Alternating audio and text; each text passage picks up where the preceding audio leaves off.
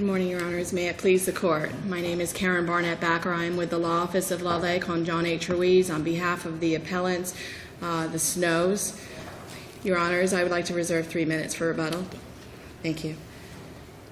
Your Honors, Judge Schwartz said it very clearly. The law is the law in the Spencer case. George Costanza or Sir Thomas More or someone may have said. Yeah. St. Constantine, I think he said. Judge Scales and Judge Emis, I know that you were both sitting on the Bivet case. We're waiting anxiously for that opinion because it addresses the same issues or similar issues that we have in this particular case. The single issue that we believe, even though there are two, the single issue that we believe is presented to the court is whether or not the letter that was sent to the Snows December 6th of 2007 was the acceleration. There's contention. The appellants take the position that the acceleration occurred on January 10th of 2008 by virtue of that letter. The appellee takes the position that the acceleration occurred at the filing of that lawsuit, which was on March the 12th of 2008. And what in that letter supports your position that it served as the acceleration itself? That letter serves two purposes. Number one, it satisfies the condition precedent under paragraph 22 of the mortgage, which requires that the lender give the borrower 30 days notice of a right to cure a default. It declares the default of a right to cure the default. And in this particular case, this letter also set forth that failure to do so would result in an acceleration. This letter says shall. That as of January 10th of 2008, that acceleration would occur. What exactly does the letter say that leads you to make that argument? If you could tell us where it... Yes, Your Honor. On page 5 of our brief, we've actually imposed the language from the letter. The letter is in the appendix, and it's very small and hard to read. But it specifically says that if you do not pay the full amount of the default, we shall accelerate the entire sum of both principal and interest due and payable. We shall accelerate. Correct. So the letter is the condition precedent. You're suggesting that both the condition precedent and the acceleration act following a condition precedent is included in a single document. Here's the concern, Judge. That is your position, Russ? No. Our position is that letter is the acceleration. And it's also the satisfaction of the condition precedent. Correct. Both in the single document. Correct. All right. Absolutely. And here's why. If that letter is not the acceleration, then the statute of limitations under 9511(2)(c) is inapplicable. Would be a legal impossibility for the bank to come in and say, we declare the acceleration by virtue of the filing of this lawsuit. And by doing so, they eliminate the condition precedent, the requirement that they place the borrower on notice, on that 30-day notice, before they accelerate. If that's the case, and Judge Scales said this, and Judge in Bouvet, and you did too, what would the statute would have no meaning? You mean we said it in an oral argument? Yes, you did. We tend not to write our opinions during the oral argument. When you say we said it, I need you to be more specific, because I didn't realize we had released that opinion. I said you said it. Didn't I say you said it? You said it. You mean we mentioned it during oral argument? Yes, during oral argument, Your Honor. We say a lot of things during oral argument that don't find their way in our opinions. And during oral argument, you also said, Judge, that the acceleration, that the letter would be a proper acceleration during oral argument. Presumably it could be, right? The cases that are out there are the cases of Singleton, are the cases of Dorta, and even the Emis case. But the facts in those cases are clearly distinguishable from the case from this particular case. We have a situation where we have an acceleration letter, January 10th of 2008, accelerated the note. Does this letter say, if you do not cure, this letter shall also constitute the acceleration as of the date of X? I believe that. It's inferred in the letter by the word shall. I asked, does it say? It doesn't say that language, but in order to comply with the paragraph 22 of the mortgage, you have to give 30 days notice of acceleration. So you're suggesting it's self-executing. Exactly. It's self-executing. And once they exercise that option to accelerate by virtue of that paragraph 22 in that mortgage, it is deemed accelerated. There's no de-acceleration because the case got voluntarily dismissed. Can a lender issue a letter like this that says you got 35 days to cure and withhold action, delay action? Can it say, well, you know, they're making some progress, there's some initiatives out there, maybe we won't start a lawsuit, we won't separately declare all principal and interest to be due? Maybe we're talking. So why isn't this just the letter a statement of future intention and what will occur, what may occur? Why can't they take an extra 10 days or 20 days to actually accelerate or actually file a lawsuit? They can, up to 5 years, because by virtue of this letter is, if it is meant to satisfy the condition precedent to put the borrower on notice, then it is deemed an acceleration. If they don't send that letter out and they file a lawsuit and say, we hereby accelerate in that lawsuit, then what's the purpose of the statute of limitations? What's the purpose of the condition precedent requirement under the mortgage? You can't have both. You can't say, okay, this is an acceleration letter, but this is not an acceleration letter, but the filing of the lawsuit is the acceleration. Because then the statute of limitations wouldn't apply. It would never apply. The statute of limitations is, and the statutes are in derogation of common law and must be strictly construed. If the legislator intended for this particular statute, designed primarily for foreclosure actions, and applied a 5-year period in which to bring a lawsuit once you have exercised that option to accelerate, then that 5 years ends. And Judge Shepard said it's a hard stop during oral argument. It's a hard stop. Why does that not occur here? Why doesn't the letter constitute an acceleration? And then when they filed the first lawsuit, summarily they took a voluntary dismissal of this lawsuit. They filed a second lawsuit, and we contend it was outside the 5 years. As a matter of fact, it was 5 years, 1 month, and 25 days outside the statute of limitations. Does the letter include a total amount of principal, interest, fees that are payable under an accelerated debt? Doesn't have to. I'm not asking whether it has to. No, it doesn't. Okay, but it does include an actual specific amount required to cure the default, does it not? Yes, it does. So if what you say, this is a self-serving acceleration letter, the borrower, when they receive this letter, doesn't know how much the accelerated debt is that you claim is being accelerated by this letter, right? They don't even know what the amount is, do they? Well, they know how much they owe. They don't know. By virtue of this letter? No, they don't know by virtue of this letter what the total amount of the accelerated debt, including interest, taxes, attorney's fees, is, do they? No, they don't. But what they do know is the precise amount that's required to cure the default, which is at least a part of the subject of this letter. Correct, but that's the whole purpose of that condition precedent, that acceleration option. Is to give them an opportunity to cure. Exactly. Do you think that the exercise of an acceleration should be unequivocal? Yes. Both for the borrower's purposes and for the bank's purpose? Yes. Do you think that the language in this letter is an unequivocal exercise of acceleration? Yes.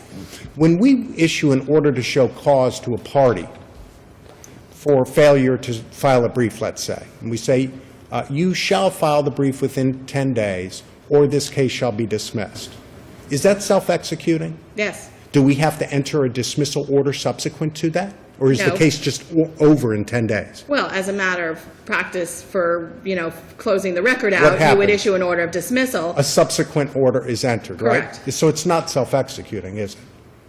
Unless there's some reason why the court would not issue an order dismissing the appeal, it Maybe is something self-executing. could happen in between to prevent that, even if we say shall be dismissed, right? Correct, and if you're talking about perhaps if the bank decided, that if there was a deceleration at the dismissal Well, of this case. There could be many things that occur between the notice of default and the actual exercise of the acceleration or the filing of the lawsuit that could prevent the acceleration, could there not? Yes, but that didn't happen here. They could enter into a modification, for example. Correct. The borrower could pay perhaps not the full default amount, but a partial payment to avoid a subsequent lawsuit. And that would constitute a deceleration, but that didn't occur here. Or it would prevent the exercise of the acceleration, depending which side of the argument you're on. Well, again, if there is, the letter and the condition precedent sets forth what the borrower can do to prevent foreclosure, which is cure the default. If they don't cure the default, then the debt is deemed accelerated. And the condition precedent does not require that notice advise the borrower the total amount that's due. I want to talk about what you just said, because I like the language you used. Okay. You said, shall be deemed accelerated. Right. Now, if it said that in that letter, I think you'd have a stronger argument, don't you? But it does say that. It said, shall be deemed accelerated? We shall have exercised? It says, if you do not pay the amount of the default, we shall accelerate the entire sum of both principal and interest. We shall accelerate. That Right, means we but- shall take the action of accelerating, doesn't If it? it's not done by January 10th of 2008, they put a deadline in there. They put 35 days. The condition precedent language in the mortgage is 30. And why do you think they did that? Give them an opportunity, an extra 5 days to cure it if they wanted to. But by virtue of the language in this letter, it is self-executing that this constitutes the acceleration. You can't get past this. And Well, if- let me bore in on that point, because I think that's critical.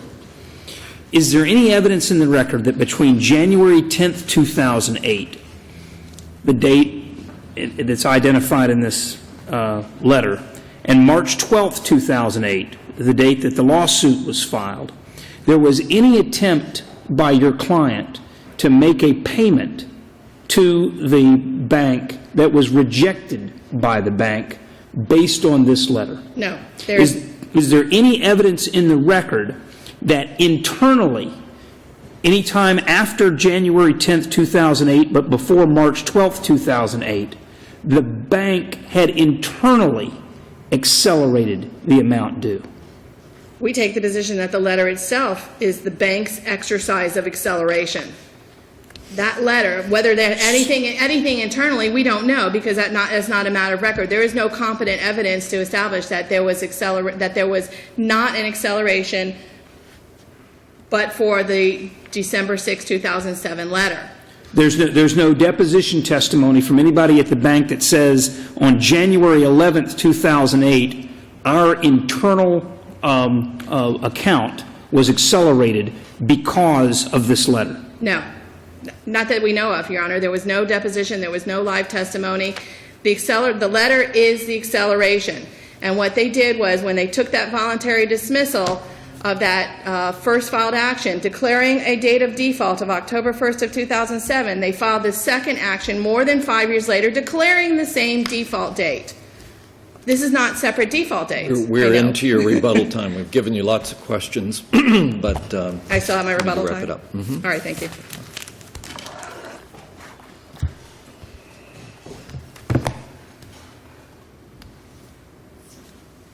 Good morning, Your Honors. May it please the Court. Christine, stand in the center here. Christine Parrish with the law firm of Burr and Foreman for the Appellee.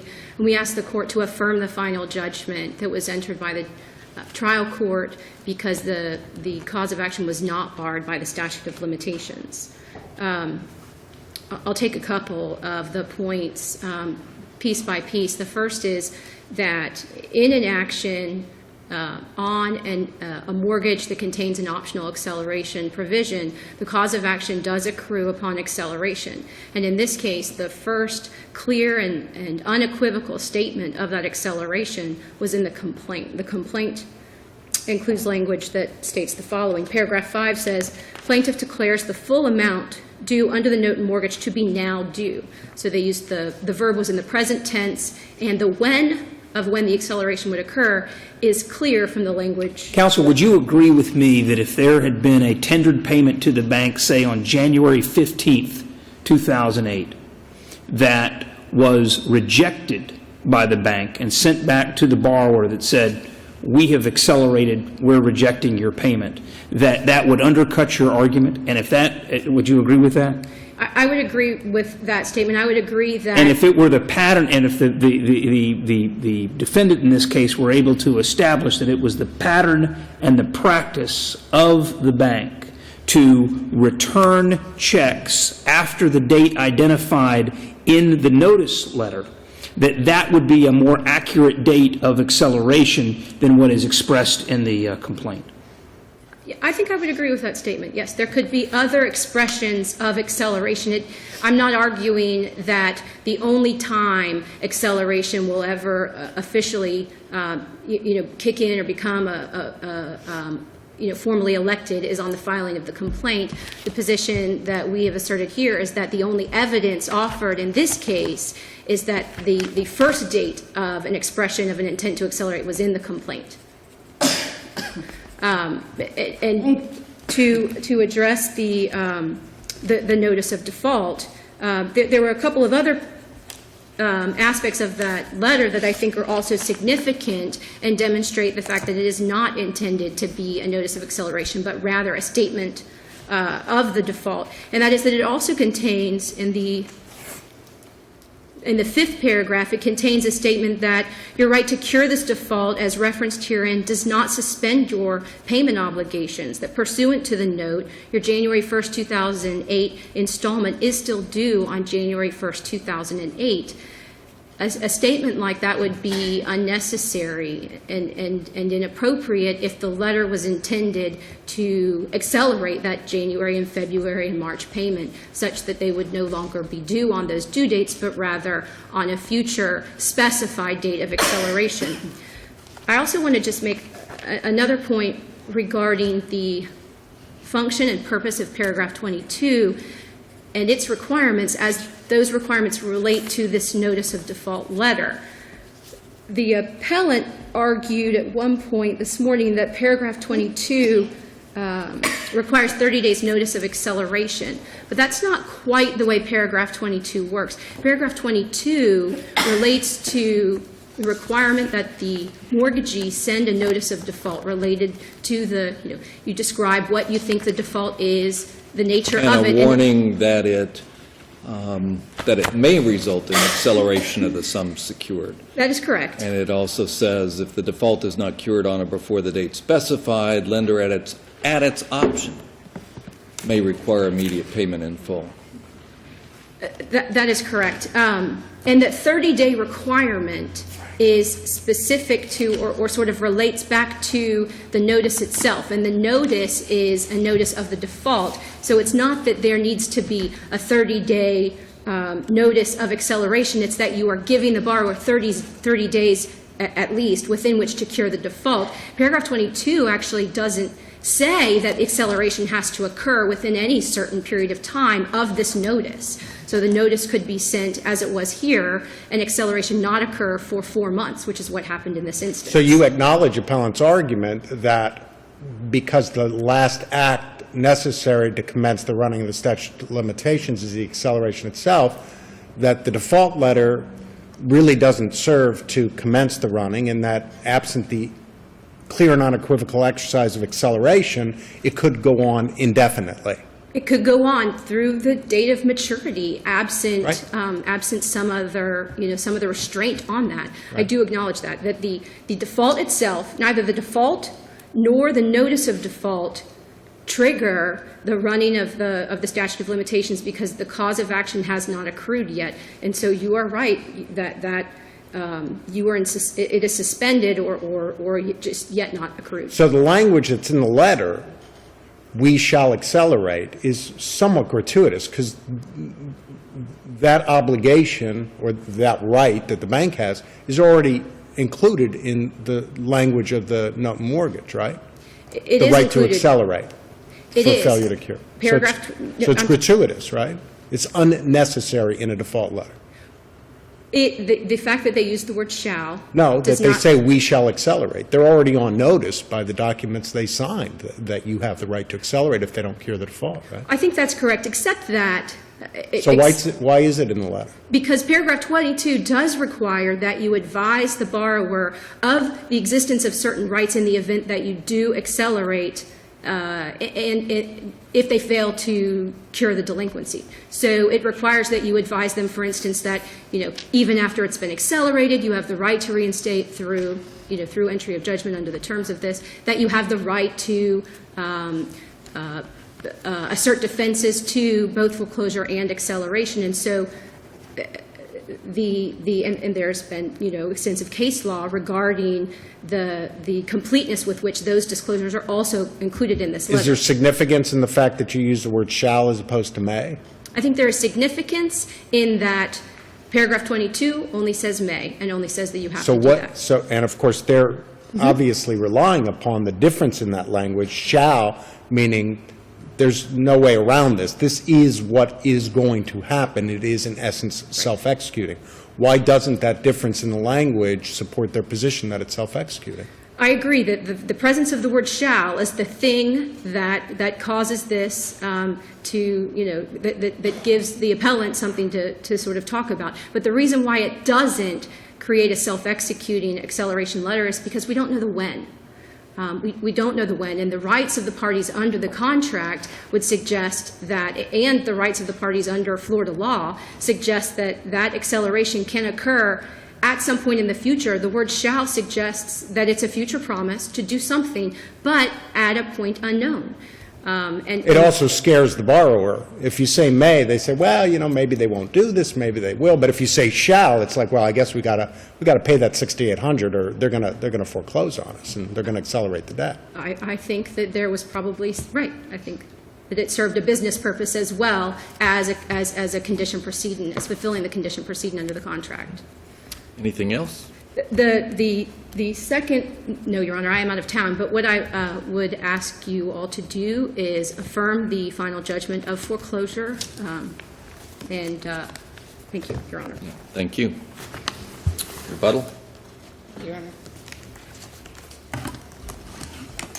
Thank you for the water, Judge Emons. Yes. If that letter is not the acceleration, and that first lawsuit was dismissed, then we look to the second lawsuit, which is declaring acceleration in it, but yet there's no condition precedent letter. There's no 30-day notice, and that's the second issue in this case that was brought up at the trial level. If we eliminate the first letter and we eliminate the first lawsuit, we have a new lawsuit that's filed in March of 2013. That letter is declaring an acceleration, a default in acceleration. Where's the letter? It's declaring the same default date, but where's the letter? Why does the dismissal of the first lawsuit have any effect on the validity or the effect of the December 6, 2007 letter? It doesn't, as far as we're concerned, because once they exercised that acceleration in that December 6, 2007 letter, they then had 5 years in which to bring a foreclosure action against the Snows, and they didn't do that. Well, but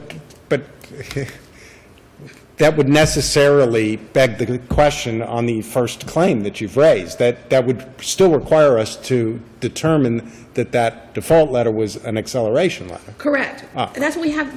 We have two different issues here. Yes. We have it either is or it isn't. It either is an acceleration letter, and by virtue of that acceleration, they had 5 years in which to bring this lawsuit. They were 5 years, 1 month, and 25 days short of that. Hey, just let me make sure I understand. Let's assume that the first lawsuit had never been filed. Okay. Default letter gets sent. Let's say we call it a default letter, not an acceleration letter. It's a default letter. Then they filed the second suit 5 years later.